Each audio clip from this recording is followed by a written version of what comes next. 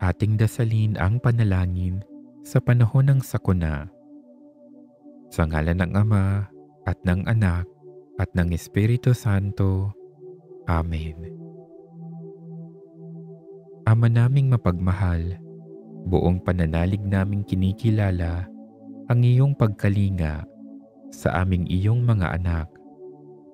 Buong pag-asa kaming nagtitiwala sa iyong kagandahang loob na magbibigay sa amin ng karunungan at katatagan sa pagharap namin sa mga hamon ng buhay.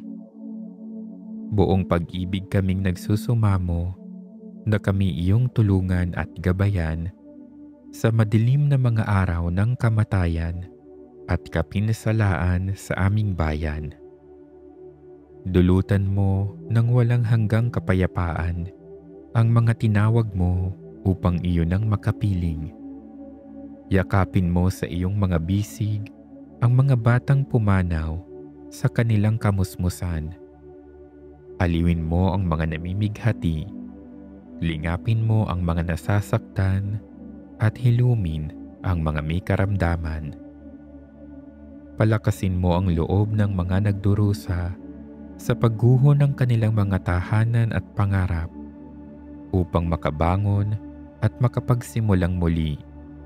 Pagpalain mo ang mga bukas palad na tumutulong sa mga nangangailangan ng makakain, maisusuot at masisilungan, at nagbibigay ng kanilang maaasahang kalinga sa mga nawawala at nalilito. Sa hudyat ng iyong salita, tumatalima ang hangin at dagat. Iunat mo ang iyong mapagpalang kamay at ipag-adya kami sa mga sakuna at kasamaan. Turuan mo kaming maging mapagkakatiwalaang tagapangalaga ng iyong sangnilikha. Ngayong panahon ng krisis, himukin mo kaming lalo pang magbahagi, maglingkod at magmahal. Ang Espiritu Santo nawa ang magpanibago sa amin at sa aming bayan. Hinihiling namin ito sa pamamagitan ni Kristong aming Panginoon. Sa sandaling ito, manalangin tayo upang ipag-adya sa mga kalamidad.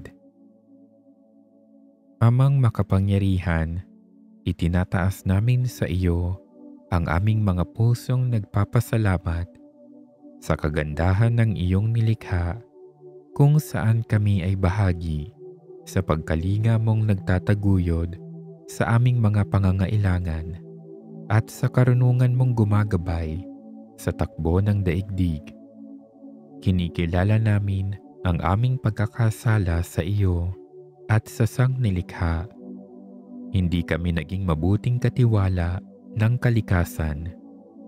Pinagkamali namin ang iyong utos na pangasiwaan ng daigdig.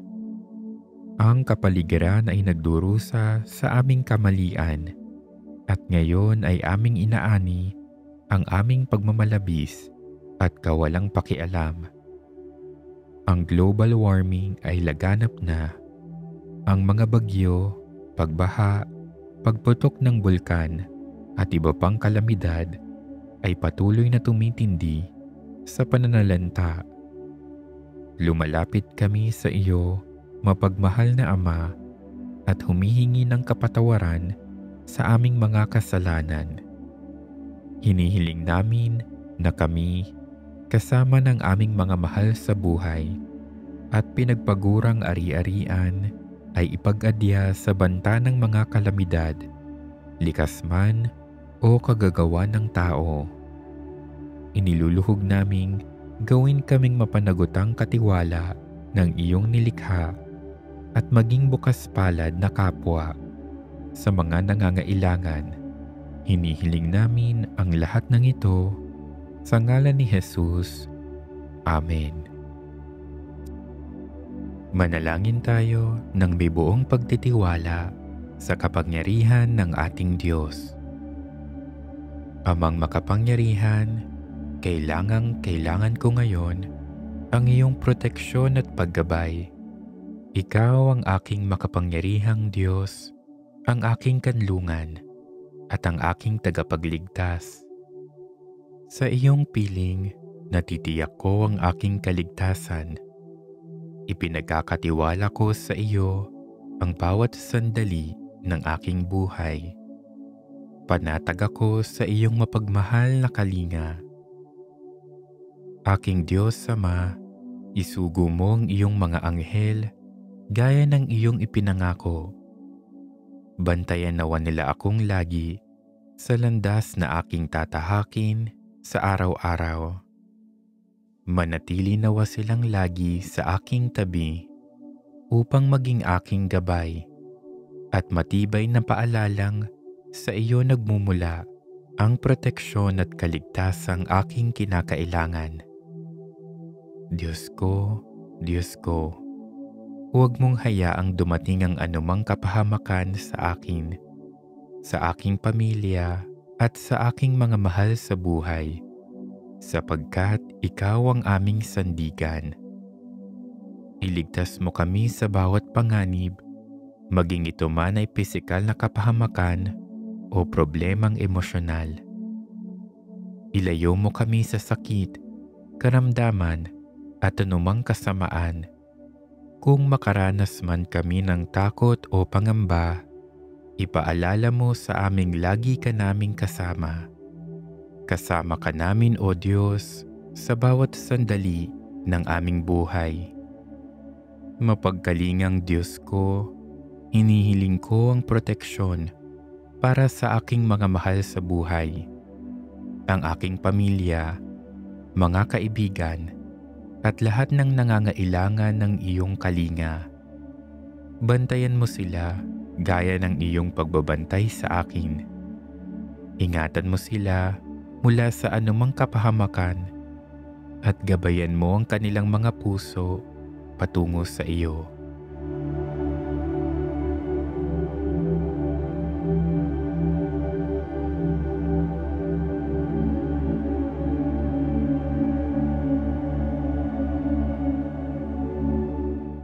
Panginoong Hesus ko, ikaw ang aking mabuting pastol. Inialay mo ang iyong buhay para sa akin. Gabayan mo ako sa daang matuwid, at kung ako'y maliligaw, ibalik mo ako sa iyong piling. Tulungan mo akong magtiwala ng lubos sa iyo. Alam kong saan man ako magpunta, binabantayan mo ako ng may pag-ibig at malasakit. At kung dumanas man ako ng pagsubok, ipaalala mo sa akin na ikaw ang aking sandigan at ang aking kapayapaan sa gitna ng kaguluhan. Idulot mo sa akin ang kapayapaan sa aking puso at aking kalooban upang manatili akong matatag, sapagkat alam kong ikaw ay laging nasa aking tabi.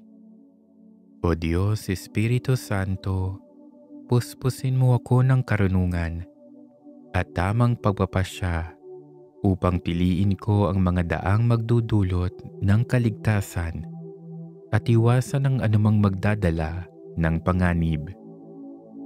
Naway ang iyong liwanag ang magbigay tanglaw sa aking landas upang ako'y makalakad ng may lakas ng loob at may pananalig na ikaw ang gumagabay sa aking mga hakbang. Lahat ng ito'y hinihiling ko kaisa ng mga panalangin ng mahal na ina, ang Birheng Maria na nagmamalasakit sa amin bilang kanyang mga anak. Sa iyo, O aking Diyos, inilalagay ko ang aking tiwala. Maging ikaw nawa ang aking tanggulan at tagapagligtas, ngayon at magpakailanman.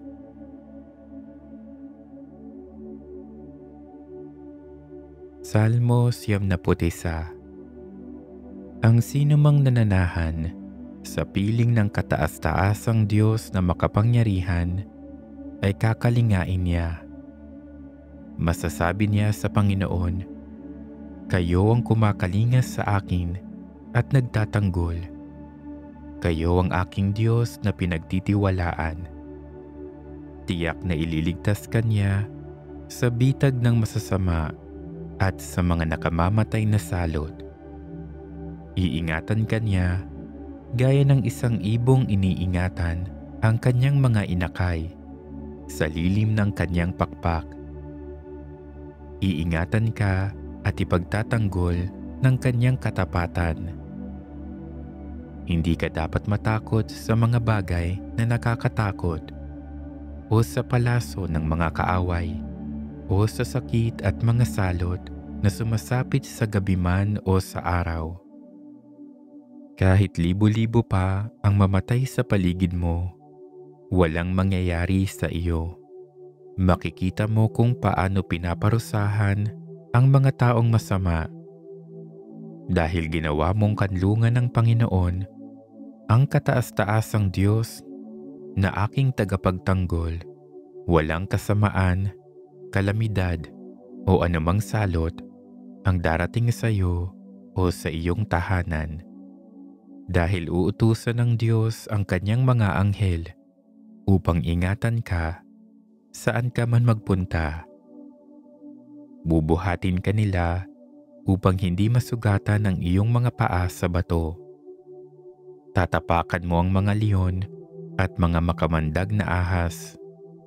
Sinabi ng Diyos, ililigtas ko at iingatan ang umiibig at kumikilala sa akin. Kapag tumawag siya sa akin, sasagutin ko. Sa oras ng kaguluhan, sasamahan ko siya. Ililigtas ko siya at pararangalan. Bibigyan ko siya ng mahabang buhay at ipapakita ko sa kanya ang aking pagliligtas. Sa ngalan ng Ama at ng Anak at ng Espiritu Santo. Amen.